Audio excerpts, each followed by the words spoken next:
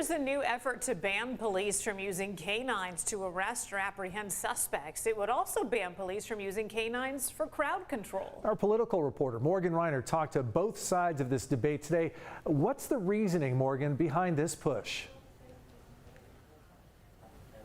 The lawmaker behind the bill says the use of police canines is the backbone of this country's history of racial bias and violence against Black Americans.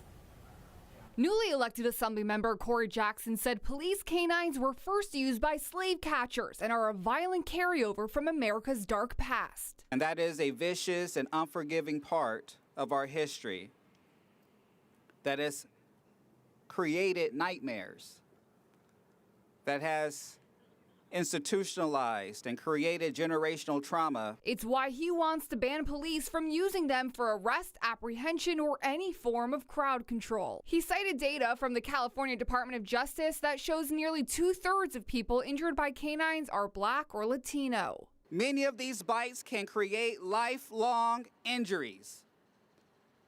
So let's make this clear. Lifelong injuries before you're proven guilty. Republican Assemblymember Tom Lackey was with the California Highway Patrol for 28 years. K9s have a very unique function in that they're there to provide another less lethal use of force when you have a resistive or combative suspect or circumstances that require a less lethal intervention. I asked Assemblymember Jackson to respond to that. There's even more safer ways than canines. Right? And the idea is this: you're almost guaranteed to hurt someone by using a canine. This is before you have been proven to be guilty. Lackey also says the bill is confusing. The bill still allows canines to detect narcotics. But what if that detection leads to an arrest? Can the canine be used? One of the points of confusion, but there are going to be other points of confusion because it's simply just not a good idea. I got more clarification from the ACLU after the press conference. They said the main function of this bill is to prohibit canines from biting. They said a canine can still be used to help locate a suspect. Once they locate that suspect, they can, for example, bark. They just can't be trained to bite.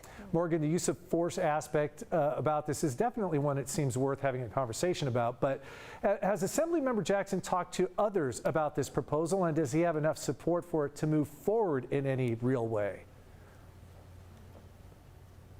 He says he has spoken to some of his colleagues and that he's confident he will have some very strong allies, but he also says he's looking forward in the coming weeks to educating more of his colleagues and looking forward to talking to people like Assemblymember Lackey who have a background in law enforcement. We'll see what happens next with this one. Morgan Reiner reporting live from Sacramento. Morgan, thanks.